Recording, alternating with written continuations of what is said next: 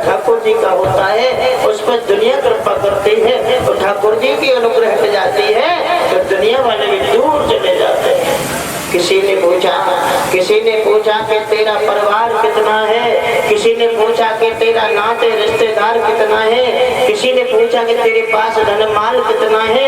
अरे अभागे, कभी किसी ने ये नहीं पूछा कि तेरा प्रभु से प्यार कितना है। कभी नहीं किसी ने कहा सुखी है या दुखी है, भूखा है या प्यासा है, कभी किसी को नहीं कहा।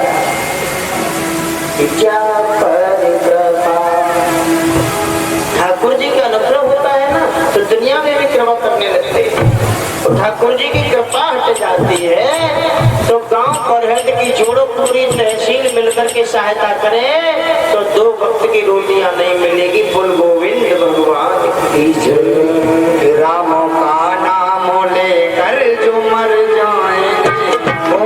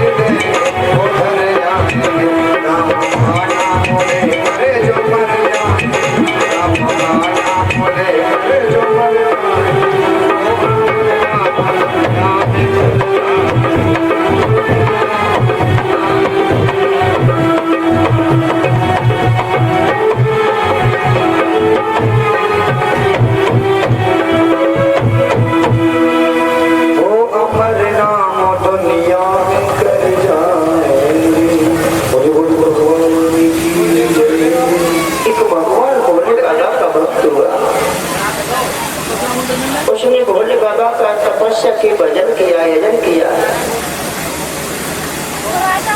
भोले बाबा से कुछ मांगना चाहता है और जब भोले बाबा से कुछ मांगने की समय कुछ विचार आया तो भोले बाबा ने कहा देखो भैया, जितना आप हमसे मांगोगे हमारा ये नियम है। क्या नियम है भगवान तुम्हारा? भगवान का नियम क्या है कि आप जितना हमसे मांगोगे उसका 2 गुना पड़ोसी को जरूर मिलेगा।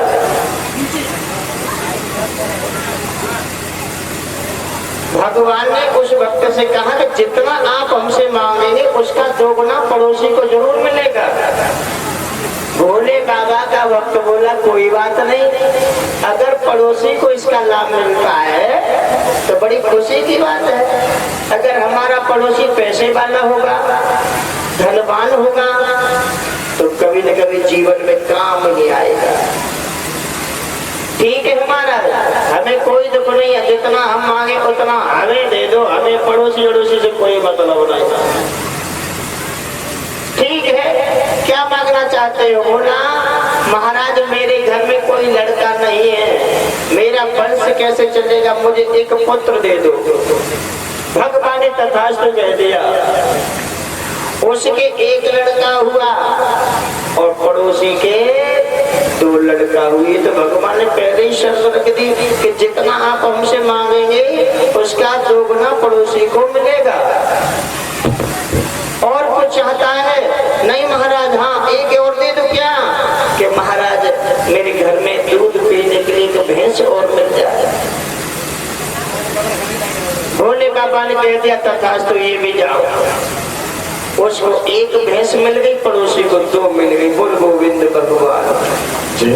महाराज एक और दे दो। क्या? अब नहीं हम आपसे कुछ मांगेंगे, एक और दे दो। क्या? कि मेरा कोई सुंदर सा बंगला बन जाए, सुंदर से महल बन जाए, जिसमें शयन कक्ष हो, रसोई कक्ष हो, भगवान का मंदिर हो, बस जीवन आनंद में कट जाएगा। भोले बाबा ने कह दिया तथास्तु, ये भी तुम्हारी इच्छा पूर्ण होगी। तो उसका तो 1 मंजिल बन गया। तो भगवान का तो नियम ये है कि पड़ोसी का 2 मंजिल बन गया। और भोले बाबा से भजन करने के बाद में और जब अपने घर को आए तो देखा कि मेरा 1 लड़का, पड़ोसी के 2 लड़का। मेरे यहाँ 1 भैंस है, पड़ोसी की 2 भैंस है।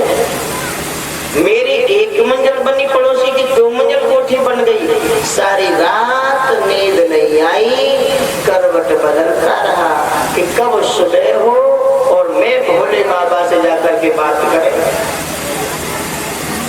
जब वरदान मांगा तो भोले बाबा ने कहा कि जितना मांगोगे 2 गुना पड़ोसी को मिलेगा। तो दुख नहीं हुआ।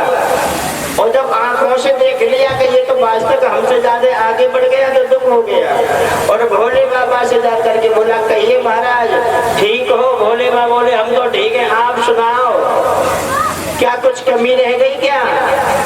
महाराज कमी के बारे पूछ रहे, अब तो सारी कमी रह गई। क्या बात है? कि महाराज आपने कहा था कि आप जितना मांगोगे उसका 2 गुना पड़ोसी को लाभ मिलेगा। बोलेगा? बोले हाँ, ये बात आज भी सत्य है। आप हमसे जितना मांगोगे उसका 2 गुना पड़ोसी को मिलेगा। मिलेगा? भोले बाबा बोले जरूर मिलेगा। ऐसा तो नहीं कि हम मांगे और आप न दें, नहीं, ये मेरा नियम है। तो हाथ जोड़ के बोला, पड़ोसी का सुख अच्छा नहीं लगा, पड़ोसी का ऐश्वर्य अच्छा नहीं लगा। तो भोले बाबा से बोला, महाराज मेरा एक नेत्र फूट जाए। बोल गोविंद भगवान की जय। पुनीत भैया मेरी बात सुन रहे हो? पुनीत भैया तुरंत स्टेज पर। मेरा एक नेत्र फूट जाए तो भगवान का तो नियम है ना कि आप जितना मांगोगे उससे 2 गुना पड़ोसी को मिलेगा। ये है आज के मानव की दृष्टता, क्रूरता। अपने दुख से दुखी नहीं, दूसरे के सुख से दुखी। अब अपना एक नेत्र फोड़ रहा है तो एक नेत्र से अपना जीवन काट लेगा, लेकिन पड़ोसी के तो दोनों ही जा रहे हैं। बताओ कैसे जीवन कटेगा? और कुछ मांगना चाहता कि महाराज और सुनो, मेरे घर के सामने ठीक दरवाजे के सामने एक कुआं और हो जाए। जब दोनों नेत्र फूट जाएंगे और जब अंधा हो जाएगा, घर से निकलेगा तो कहाँ जाएगा? कुआं में जाएगा ना। इन दृष्टांतों से हमें क्या अनुभव होता है, क्या ज्ञान होता है? हकीकत में अगर आपको जितना ठाकुर जी ने दिया, जितना प्रभु ने दिया, उसमें संतुष्टि नहीं हुई और सारे विश्व की संपत्ति तुम्हें दे दी जाए फिर भी संतुष्टि नहीं हो सकती। मन की भावना कि मन के हारे हार रे और मन के जीते जीत जय हो। मन है मिलावे राम सो मन ही करे भजे।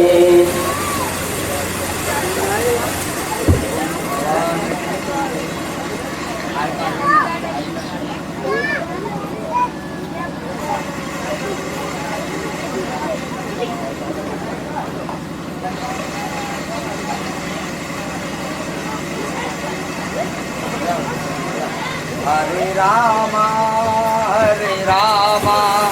रामा रामा हरे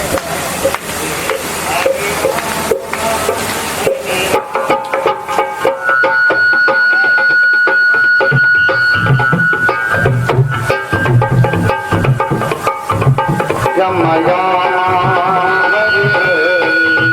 हरे कृष्णा हरे कृष्णा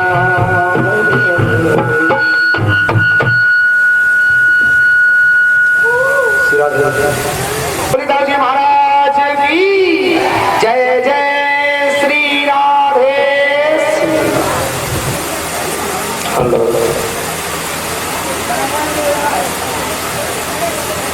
तीनों देवता 6-6 महीने के बालक बने। विचार करना, जीवन में जिस नारी के कोई पुत्र न हो, संतान का मुख देखने को न मिले और उसके घर में 3-3 बेटाओं का जन्म हो जाए तो कितनी खुशियां होंगी। ये तो विधाता ही जानता है, कितनी प्रसन्नता होगी। अब तो मैया से बहुत खुश हो गई और तीनों देवताओं को पालने में डाल दिया और धीरे धीरे झुलाने लगी, मीठी मीठी हवा में घुमाने लगी। चलते हैं, कैसे झुला रही हैं, सभी हाथों से तालियां बजाते गुनगुनाते चलते हैं प्रभु की तरफ, प्रभु को झुलाते हुए कि माता अनसुईया और डाल दियो पालना, झूले रहे तीनों देव बन कर के लालना।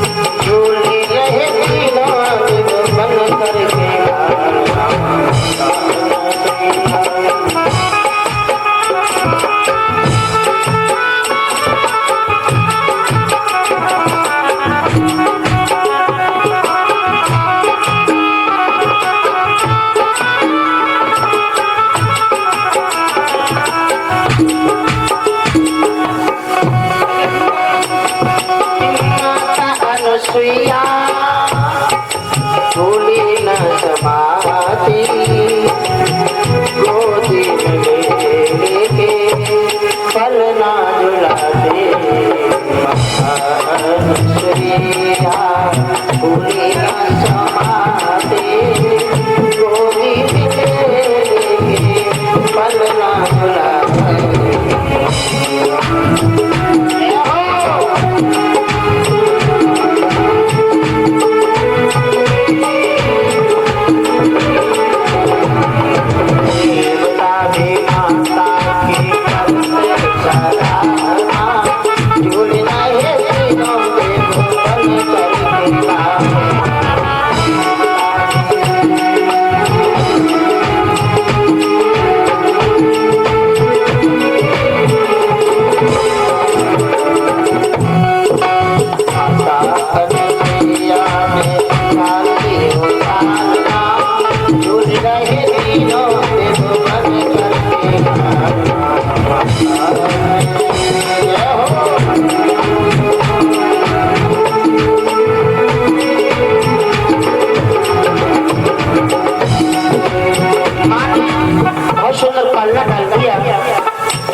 देवता को झुलाने लगी है। देवता पुष्पों की वर्षा करने लगे उस सुंदर छटा को निहारते हुए। लेकिन क्या हुआ, बरसी नारद भी घूम करके आए, तीनों देव जागे करके आए मुस्कुराए।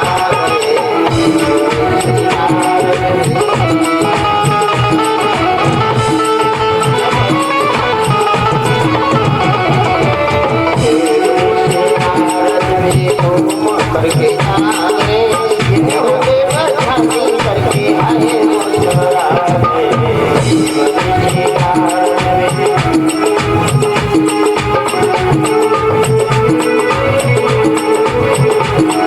क्या देखा, आए थे परीक्षा, आए थे परीक्षा लेकिन पढ़ी पालना भूल रहे थे भगवान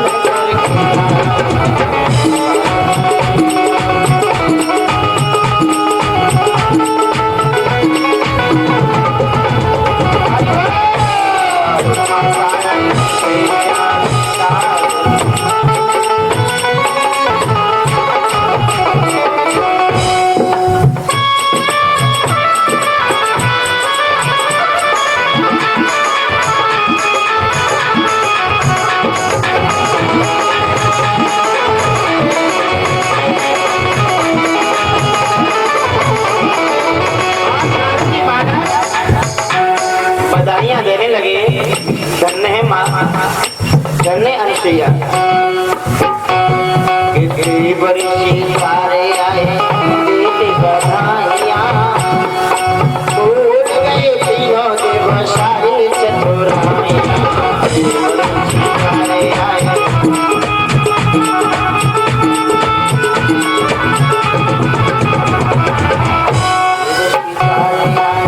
देते बधाइयां, भूल गए तीनों देव सारी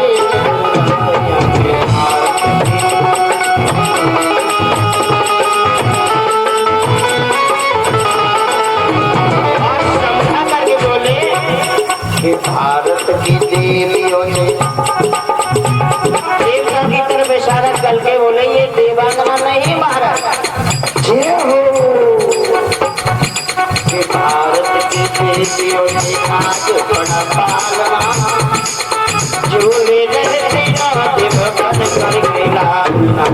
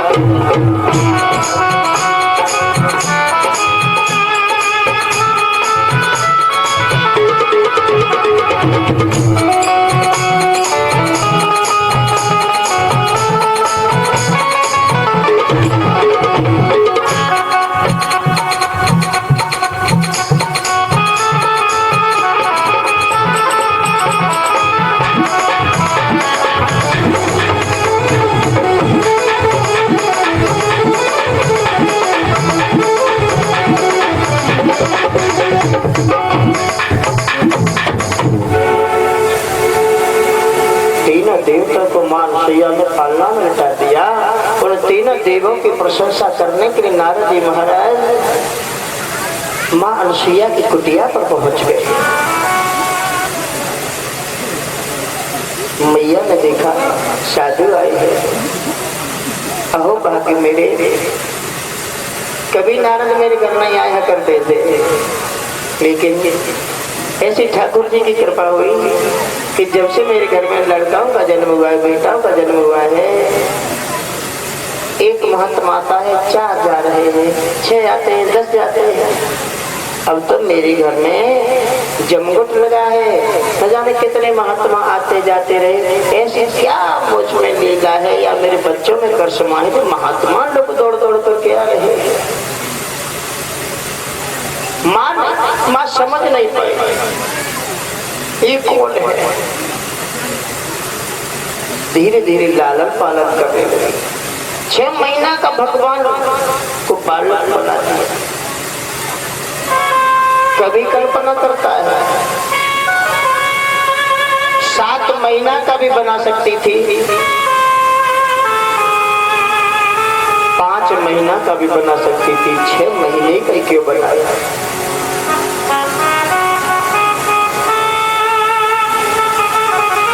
कवियों ने कल्पना 6 महीने के लिए क्या की है?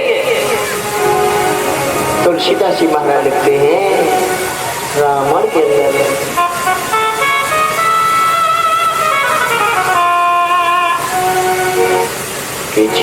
जल पाप को गगन समीरा,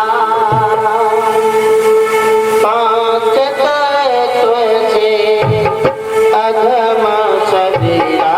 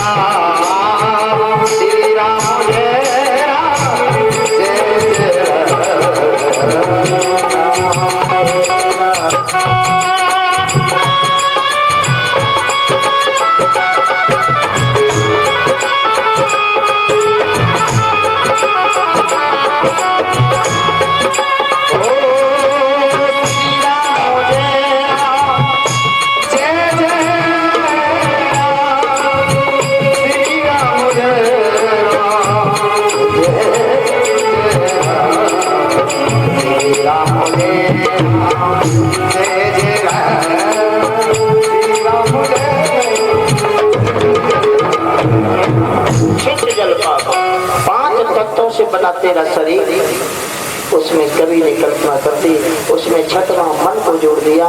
क्यों कि मन के हारे हारे और मन के जीते जीत, मन ही मिलावे राम सो मन ही करे पति। इस संसार को शरीर को चलाने वाला हमारा मन बड़ा ही विलक्षण होता है। अपने हाथों से प्रौढ़ी का जब मन निकल जाता है तो संसार की तरफ चला जाता है, तो मुझे समाज में लज्जित होना पड़ता है। भगवान इस संसार सतरंगा संसार है। कभी कभी लोग भगवान पर भी व्यंग कर देते हैं, मजाक कर देते हैं, ठाकुर जी को भी मजाक कर देते हैं। अगर साधारण प्राणी से मजाक कर दे, उनसे व्यंग कर दे तो उनकी कोई बुराई नहीं। इस इंसान ने तो ठाकुर जी को भी नहीं बख्शा है। एक दिन भोले बाबा मैया पार्वती को साथ लेकर के नंदीश्वर को लेकर के चलने लगे, तो दुनिया के लोगों ने देखा, और दुनिया वालों ने जब देखा भोले बाबा मैया पार्वती नंदीश्वर को, तो भोले बाबा से मजाक करके कहने लगे, देखो कितना मूर्ख है ये भोले बाबा, जाके संग में वाहन है और फिर भी पैदल चल रहे हो। ये बात पार्वती ने सुनी, भोले बाबा से कहा, देख लो ये बरेत के लोग क्या कह रहे हैं, किसके साथ में बाण है और फिर भी पैदल चल रहा है, ये कैसा भोले बाबा है। भोले बाबा बोले, तुम क्या चाहती हो? तो हम चाहती तो ये हैं कि महाराज तुम इसके ऊपर बैठ जाओ और मैं लगाम पकड़ के चलूंगी। भोले बाबा को ऊपर बैठा लिया और माँ पार्वती लगाम को पकड़ के आगे को चली। तो कुछ लोगों ने और दुनिया वालों ने देखा, कहने लगे, देख लो कितना मदमस्त है, कितनी सुंदर नारी को तो लगाम पकड़ाती है और स्वयं उसके ऊपर बैठ करके जा रहा है। कितना मूर्ख है। अगर ऐसी नारी मेरे घर में होती ना तो मैं तो इसको अपने सिर पे बिठा के रखता। पार्वती ने भोले बाबा की तरफ देखा, बोली महाराज ये दुनिया वाले क्या कह रहे हैं। भोले बाबा नीचे धड़ाम सीधे आ गए। पार्वती नंदीश्वर को खाली लेकर के चले तो अच्छा नहीं लगा। हम बैठ गए तो तुम्हारे ऊपर कटाक्ष करने लगे। अब क्या करें।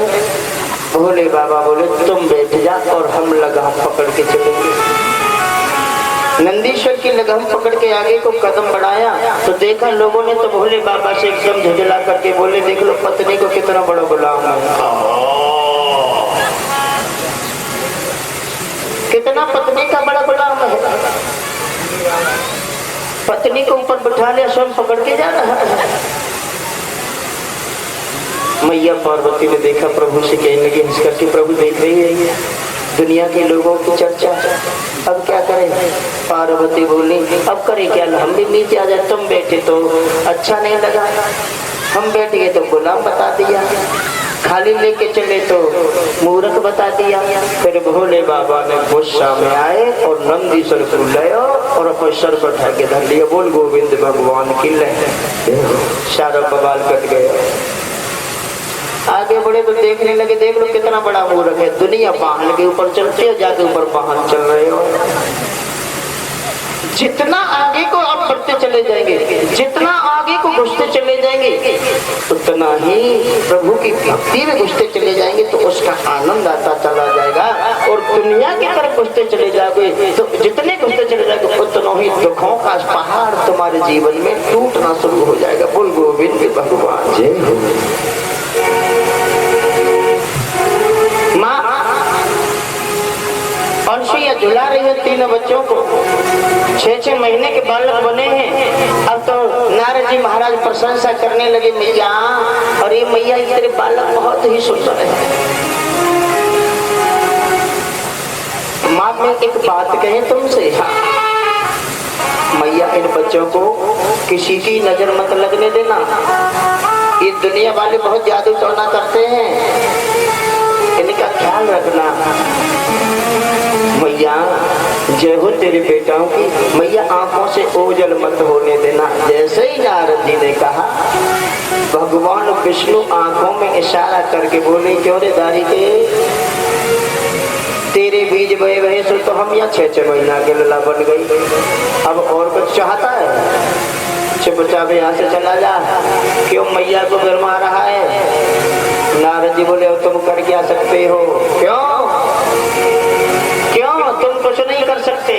क्यों नहीं कर सकते। तो कवियों ने कितना सुंदर भाव डाल दिया।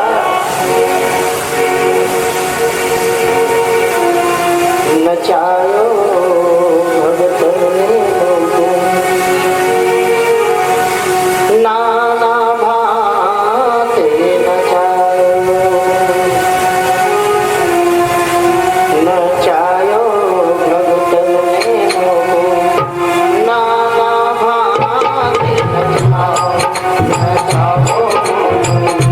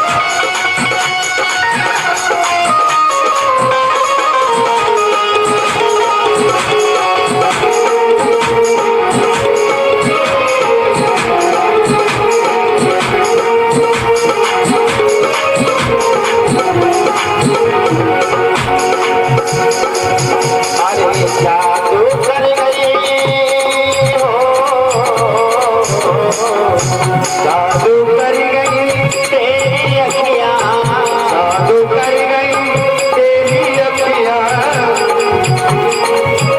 तेरी अखियां जादू कर गई तेरी अखियां जादू कर गई तेरी अखियां मेरे नैनन में बसे गोशा ये हो